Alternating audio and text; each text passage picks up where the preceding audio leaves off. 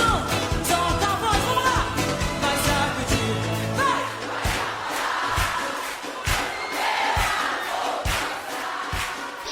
Entrevistas. Pensándolo bien. Las voces protagonistas.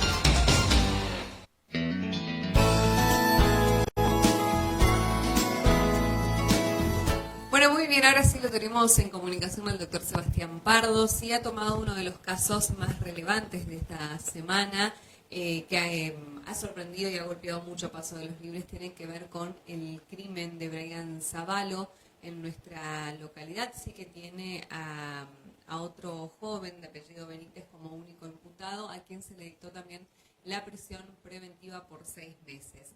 Vamos a dialogar con el abogado que se constituyó como querellante también en esta causa y que, bueno, nos va a poner al tanto de cuáles son las novedades y qué es lo que se piensa o cuáles son las hipótesis que se manejan alrededor de este crimen. Muy buenos días, doctor Pardo. Daniela Bojorque y Matías Bouchet los saludan para Pensándolo Bien. Hola Daniela, hola Matías. No sé si me escuchan bien, yo lo escucho un poco bajo. Nosotros perfecto, ya subimos un poquito. Solucionar. Muy bien. Doctor, bueno, ha tomado parte en este caso, en este crimen que ha dejado perplejo a Paso de los Libres el último fin de semana. Sí, efectivamente voy a representar a la familia de Brian en la causa esta en la cual se investiga su homicidio. Lo primero que tenemos que decir, que lo más importante en un hecho de esta naturaleza, es que ya tenemos al autor del hecho. No hay ninguna duda de que este señor Benítez es el autor del hecho.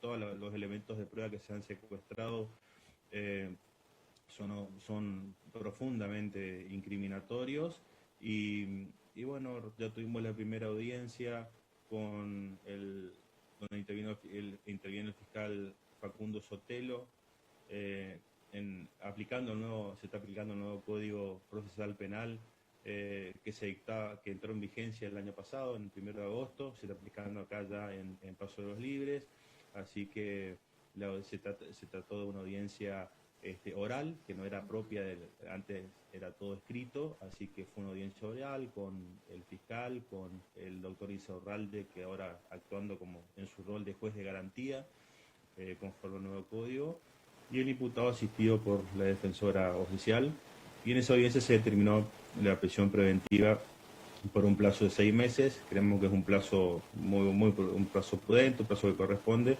Creemos que en ese tiempo ya tenemos es más que suficiente como para estar elevando la causa a juicio oral. Doctor, ¿cuál es el móvil que manejan ustedes o la hipótesis del porqué de este hecho? Mira, Daniela, recién te decía que corté con Radio Sudamericana. Realmente es un hecho que ha conmocionado realmente a toda la sociedad correntina. Ayer me llamaron también de Cablevisión Corrientes, recién de Radio Sudamericana, y preguntan lo mismo. Preguntan lo mismo. Yo le digo, como abogado penalista y teniendo ya muchos años de experiencia en estas cuestiones, y habiendo trabajado con muchos profesionales, llámese psiquiatras, psicólogos, que nos analizan este tipo de crímenes, es muy difícil, permítaseme la expresión, meterse en la cabeza del criminal, ¿no? ¿Qué es lo que lleva a una persona a cometer un hecho de esta característica?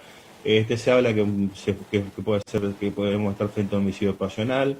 Esta persona reconoció en la audiencia su elección homosexual, ¿no es cierto? Que es una persona homosexual, de tendencia homosexual, por lo cual solicitó una medida de protección en el lugar donde iba a ser alojado. Está siendo alojado en la alcaidía. Ella reconoció esto, reconoció también que aparentemente había sido rechazado por Brian en este sentido. Otros dicen que sí, que efectivamente habría una especie de relación. A nosotros no nos consta que la relación sea más, que haya sido al menos de parte de Brian, una relación de amistad. Que incluso venía desde antes, porque trabajaban juntos en otro lugar, en otro comercio acá muy conocido de Paso Los Libres. Brian se recibe de contador. Yo tuve la fortuna de conocerlo cuando recién se había recibido. El papá Beto me recordaba, cuando esto ya fue hace unos años, ¿no? Los consejos que le di en términos de la profesión y demás, así que estamos todos muy consternados porque conozco a la familia Zavalo, lo conocía a Brian. Y bueno, el motivo, a ver, cuando hay un caso estamos frente a un homicidio calificado. Esto es lo primero que tenemos que señalar también, porque vamos a pedir el cambio de calificación legal. Le están imputando a esta persona el homicidio simple, el artículo 79 del Código Penal, que establece una pena de 8 a 25 años de prisión. Evidentemente no estamos frente a esa figura, sino estamos frente a la figura de un homicidio calificado, el del artículo 80 del Código Penal, que lleva a la escala penal a la posibilidad de una prisión o reclusión perpetua, que es lo que vamos a pedir nosotros de la querella. ¿Por qué? Porque lo dice claramente el artículo, lo dice claramente el Código Penal, en su artículo 80, inciso 2, cuando mediare ensañamiento o alevosía, es de aplicable el homicidio calificado.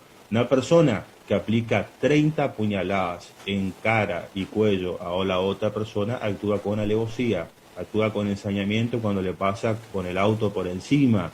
Es decir, esto es clave para el cambio de calificación legal que vamos a pedir en estos días. Eso es un dato que yo no lo tenía, lo del haberlo atropellado. Sí, lo saca del auto, lo deja sobre la calle y después le pasa con el auto por arriba. Y después lleva el auto ahí a la zona del puente de Tres Arroyos, y ahí es donde una de las personas una persona se cruza con él, reconoce el auto de Brian y lo ve claramente a este señor manejando el auto y lo identifica. O sea que tenemos hasta a un testigo ocular. Claro. Obviamente todo lo que ha llevado, cuando a mí me preguntan, me consultan, a mí se pasó esto, bueno, uno lo primero que queda es consternado porque conoce a la persona y obviamente cuando se trata de un hecho de tan aberrante, ¿no? Un hecho de tanta violencia. Yo le decía que actúen rápido, porque cuando estamos frente a estos casos donde un homicidio, por ejemplo, con tanto ensañamiento, tanta alevosía, en el 90% de los casos la estadística indica que la víctima conoce al autor.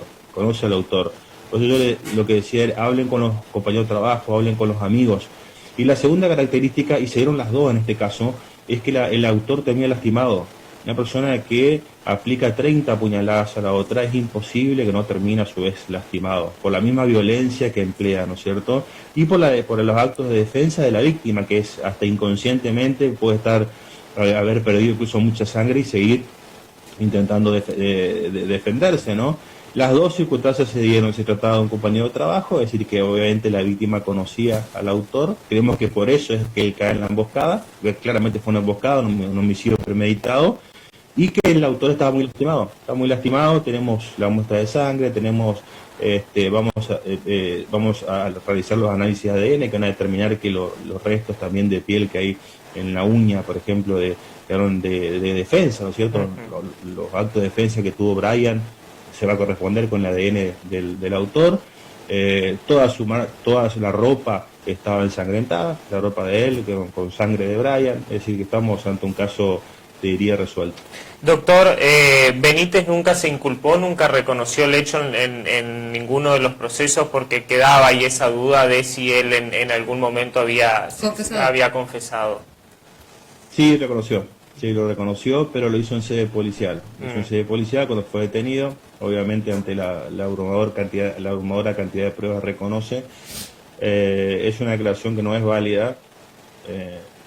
Necesitamos, claro. Vamos a ver, seguramente en sede judicial cuando declare, yo creo que va a ser asesorado para que se abstenga de declarar, ¿no es cierto? Independientemente de eso, las pruebas que hay en su contra lo dicen todo, no necesitamos su confesión. Claro, eso es importante también decirlo, sí. ¿no? Hay demasiadas pruebas como para poder incriminar a Benítez. Eso es puntual. Doctor, a ver, ¿qué más se pudo saber, digamos, de esa noche? Porque en el celular que creo que Benítez tenía en su poder había un mensaje donde justamente el celular de la víctima, perdón, estaba en poder de Benítez y había un mensaje que justamente era el que los confirmaba la reunión. Sí, en realidad había un mensaje, claro, en el celular de él, porque en el celular de Brian él lo rompió, él rompe el celular de Brian. Nosotros igualmente tenemos la esperanza que la policía y de la sección de informática, ¿no es cierto?, de delitos complejos pueda recuperar los mensajes. Pero te diría que es hasta anecdótico, nos servirá para la familia saber, digamos, cómo, a ver, cuáles son las dudas, digamos, que rodean el caso. Son las dudas que no tienen que ver, en definitiva, con la resolución. Claro. Estamos ante el autor y será condenado, como tiene que ser condenado. Después son todas cuestiones que pueden servir para tratar de explicar, de entender el motivo del crimen, cómo fue que él termina en ese lugar, en la sección rural de Paso de los Libres. No fue una reunión en el centro de Libre, ni mucho menos. Cómo que él va tan confiado a la quinta sección un busito, ¿no es cierto? Recordemos que él termina muy cerca de la Quinta María, de ahí encuentran su cuerpo. Tenemos personas que han pasado por el lugar y que han avisado a la policía. El auto aparece muy cerca también. Tenemos el testigo ocular. ¿Cómo dan con Benítez, doctor? ¿Es por el testigo? Por el testigo, efectivamente, por el testigo que se presenta y dice: yo vi que vio quién era el que andaba en el auto de Brian, y lo puede identificar.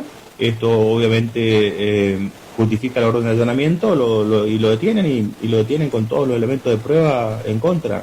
Estamos hablando de que, vuelvo a reiterar, toda la ropa ensangrentada, el arma homicida, el teléfono de Brian, la llave de su vehículo, él todo lastimado.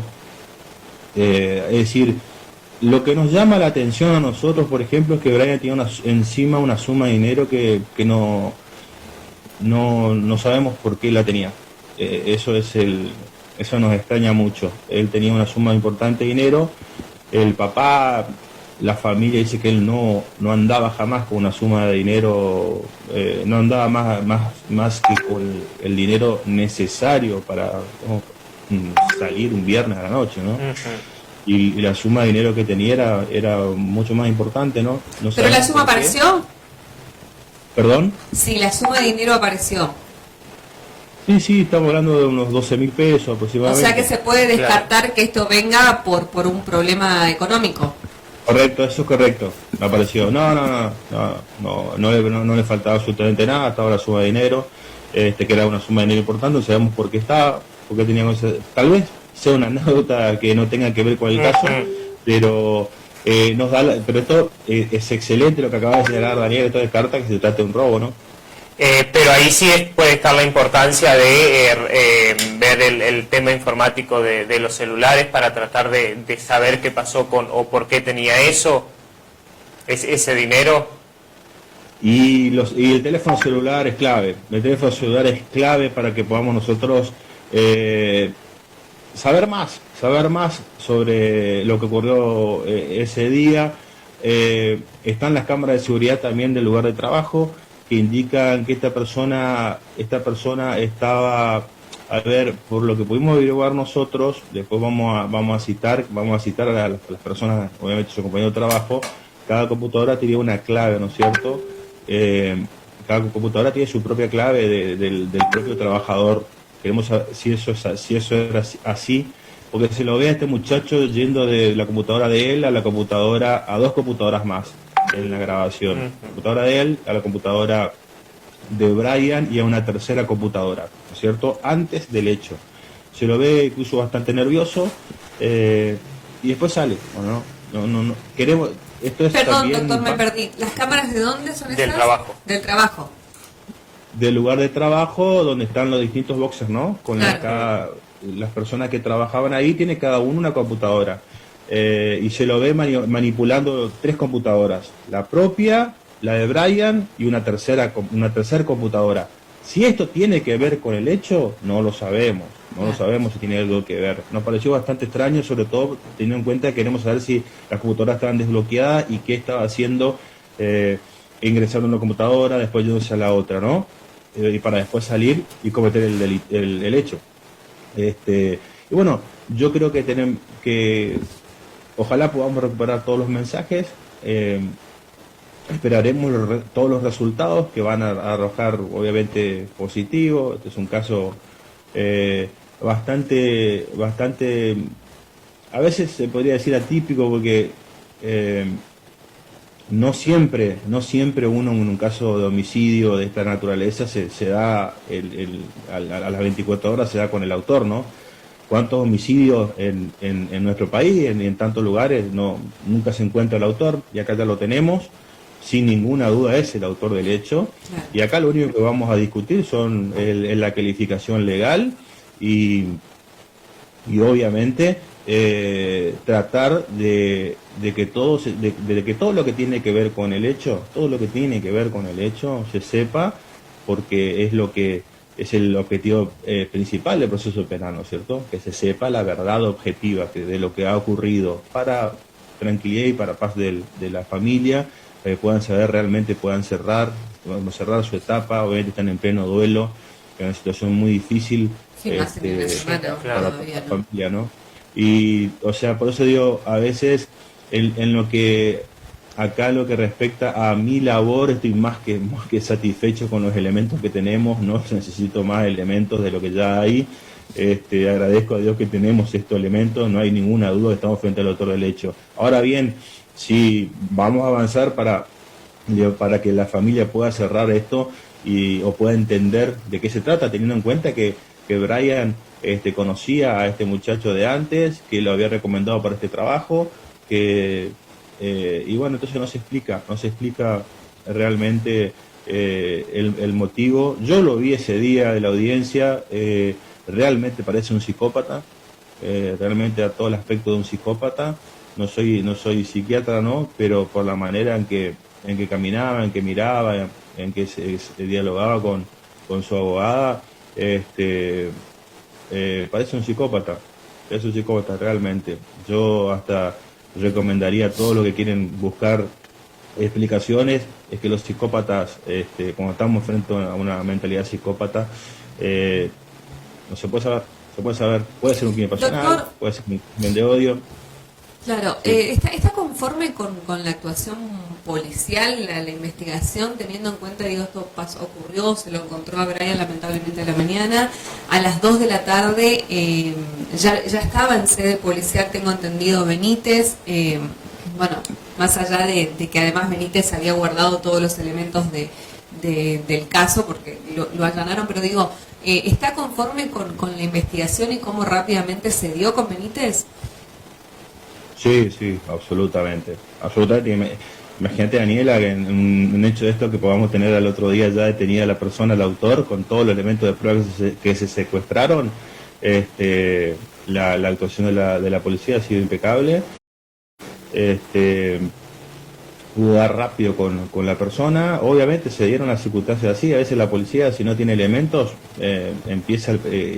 inicia el sumario preventivo, como se denomina, y lo que hace la policía es recabar elementos de prueba. Obviamente lo primero que hace es comunicar a la fiscalía para que todo encuadre dentro de la legalidad del proceso, y recaba los elementos, es decir, establece una cadena de custodia, levanta prueba, en este caso del material que se toma del auto, por ejemplo, lleva el cadáver a la morgue, lo deja en disposición del perito para que haga la autopsia correspondiente. Y ahora no solo que hizo todo eso, sino que también pudo dar con la persona, con el autor del hecho, y pudo detenerlo también con orden del fiscal. Así que nosotros estamos muy conformes con la actuación de la policía. Bien. Doctor, ¿cuándo estarían pidiendo el cambio de carátula? ¿O ya lo hicieron? Y no, nosotros nos estamos presentando como querellantes. Nosotros en esta primera audiencia hemos asistido, yo he asistido simplemente como abogado asesor de la víctima, que es en este caso el papá, ¿no es cierto?, que está representando al hijo.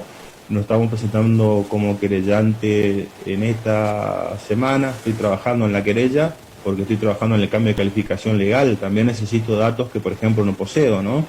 Y estoy pidiendo los datos que estoy comentando son los que han trascendido y son los que he pedido y son elementales como yo poder armar la querella. Cuando uno pide constituirse como querellante, tiene que